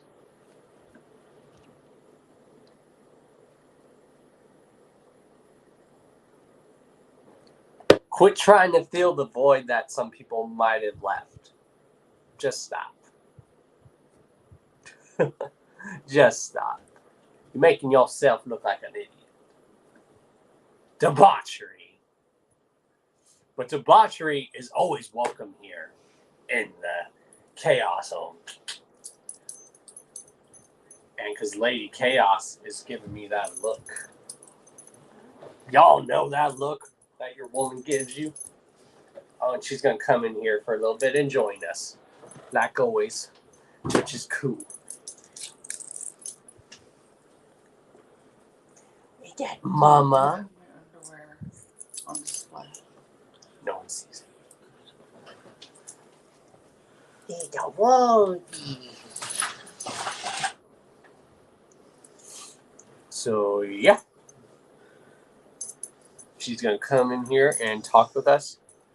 Of course, like we said earlier, Ouija Mac's newest mixtape is coming out. Yeah.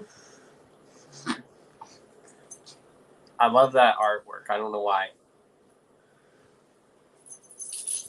I noticed how with that meme and that picture, it's like that still picture that people use of like Robert Downey Jr. from the first Avengers movie when he's like rolling his eyes back.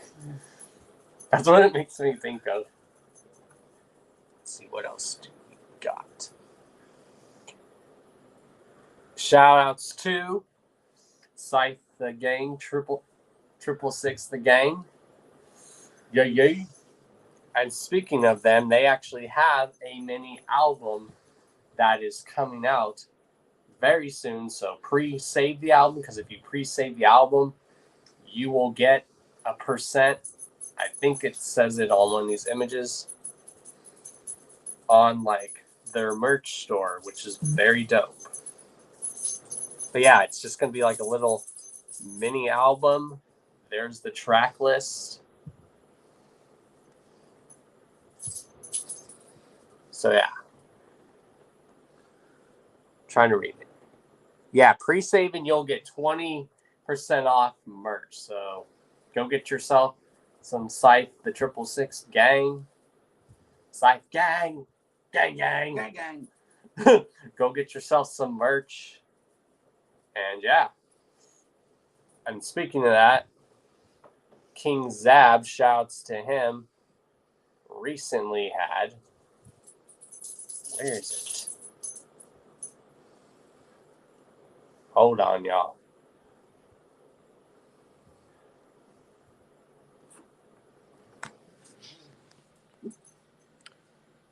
Thought I put it on here. Apparently I didn't. My bad. You fucked up. You fucked up. You done fucked up, Ron. I did.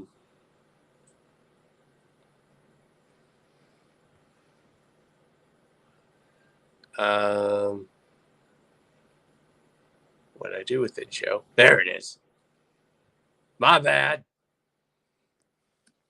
My bad, son.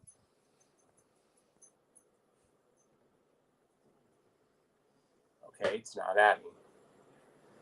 Anywho, go check out King Zab's latest show where he had the bros. Of course, you know, Swamp Society's own, because we all are part of the Swamp Society here. If you're not, sucks to be you. You suck. You suck.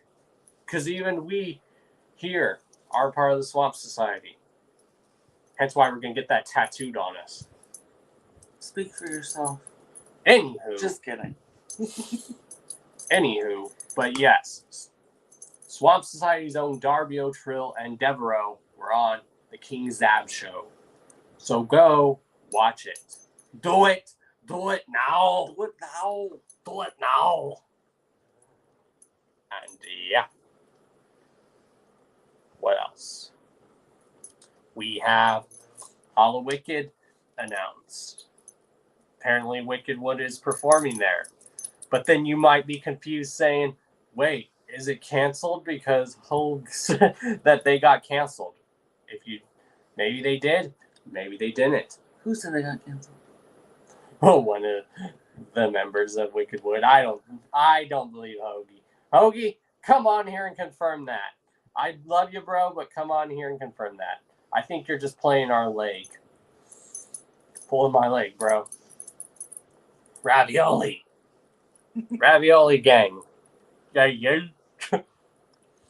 Also going down on Halloween, if you guys are going to be in Michigan or the Detroit area, go check out Wicked Fest.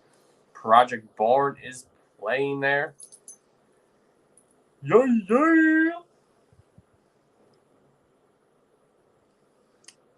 And yeah, what else is there? Excuse me. What is up, Charles Reeves? What is good? Yes. Go check out Charles Reeves, Create a Wrestler.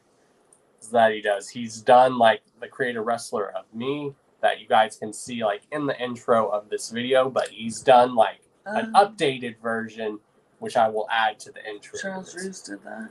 Yes. Nice. So if you're a YouTuber and you want Charles Reeves to make you into a wrestler and customize your entrance to have in your intros to your streams and whatnot, let him know. Yes.